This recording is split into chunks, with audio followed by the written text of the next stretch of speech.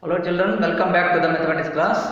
In the last video we have seen about arithmetic mean, mode and median. See, today we will see if some scores are given, how to represent that one using some pictures. See, about bar graph or pictograph, it is also called as pictograph, how to represent that given scores in a picture or using graph. See here, the given scores, for example, heights of five students of a class are like this. Height of five students. See, for example, 122, 123 centimeter, 123 centimeter. Another student has 127 centimeter, another student 124 centimeter, say another student 125 centimeter.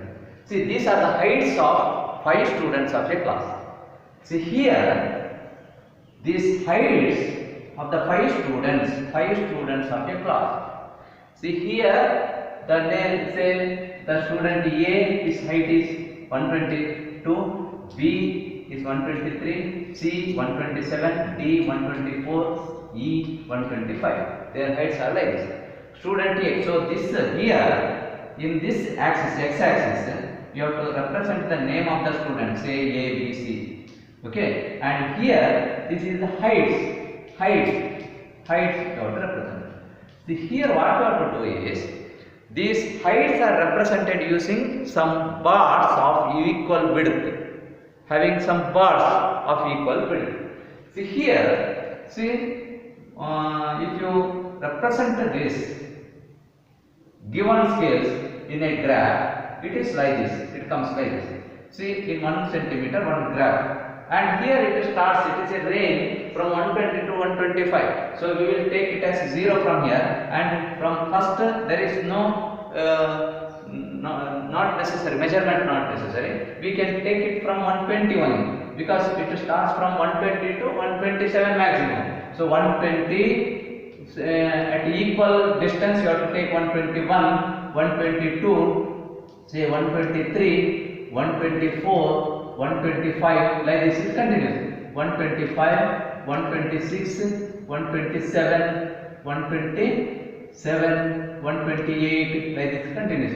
So it has the range between 120 to 127. The range is 5. It is in between 127 and 122. So you can take it from 120 here. It's enough. So here 1 centimeter if you take, for it not applies to the first centimeter. Here you are write the scale as how 1 centimeter is equal to 1 unit here. 1 unit. See. 1 centimeter 1 unit. First here it not applies for 1, but here 120 to 121 1 unit you have to take from here. Why you have to take here not necessary? Because that scores starts from 120 onwards only. Therefore, it is enough if you take it from 120. So here a large distance is there. Okay. And here in this axis, x-axis, you have to represent the name of the student. Say A. What about A? Let us take A of having equal bars. Its length is 122. Where is 122? It is here. See here. This is 122. His height is this one, 122. The student named A, his height is 122. Student named B, 123. It is here. See, but one gap you have to leave. Here from here to here, 1 centimeter, 1 centimeter width. The bar has 1 centimeter or half centimeter width you have to take. But you can take here. Next, leave one place. The next place, the B having 123. See, this is the student named B. His height 123. Student named C. His height is 127. It is here. See, this is student named C. Student named C. Student named D. See, student named D. His height is 124. It is here. See, 124. See this one. This is 124. Student named D. Student named E. 125. 125. It is here. More than this. This is 124. Next 125. Here. See, 125. So this represent, if you see this or observe this graph from outside, you can see who is having more height. Here you can say this student by named C, D, E. The student named C have this student named C. His height is more, and who have whose height is very less.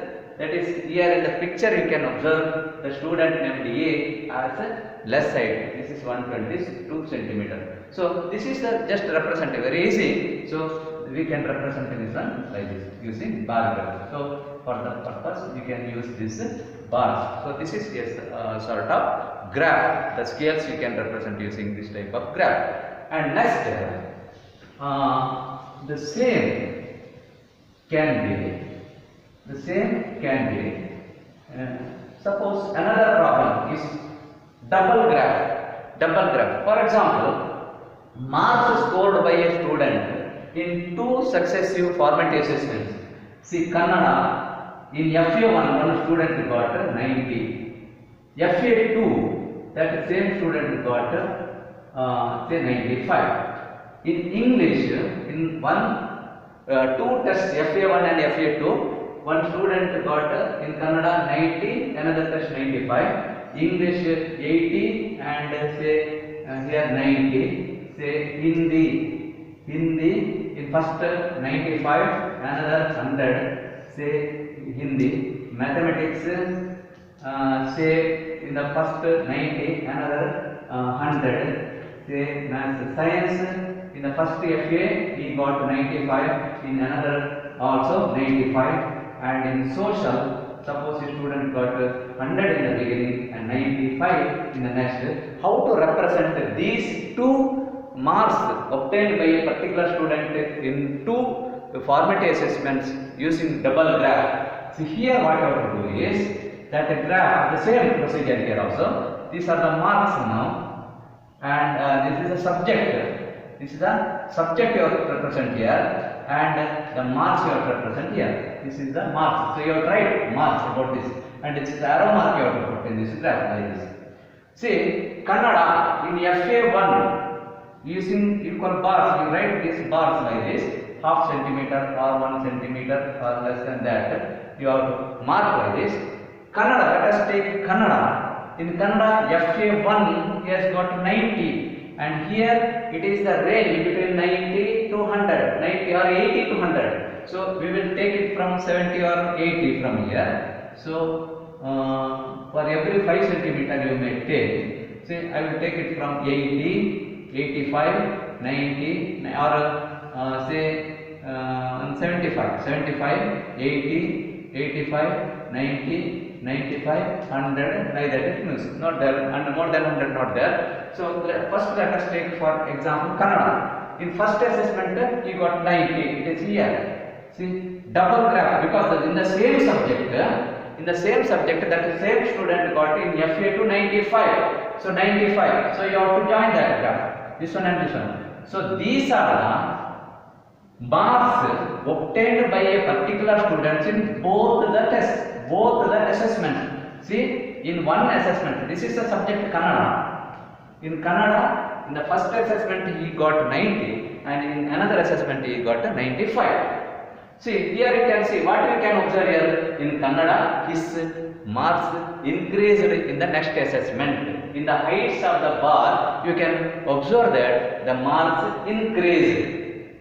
In the same English, if you take the next subject English, leave a gap here, and English 80, see 80, in the first assessment he got 80, see 80 here. Next assessment he got 90, see 90. If you observe these graphs, what you can see here, his marks raised a lot in the next assessment. See, look at the heights of, or observe the heights of, compare the heights of these two graphs. In the first assessment it was here, and in the next one it is raised here more, because 80 to 90, this mark jumped from 80 to 90. You can observe in the bar also, in the graph also. Okay, here there is a small raise in the marks in the next assessment.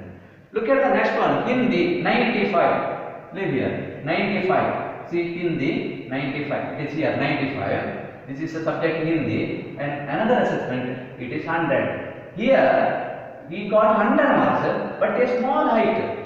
A small height. In the beginning it was 95, and next assessment is 100. See here there is a large height.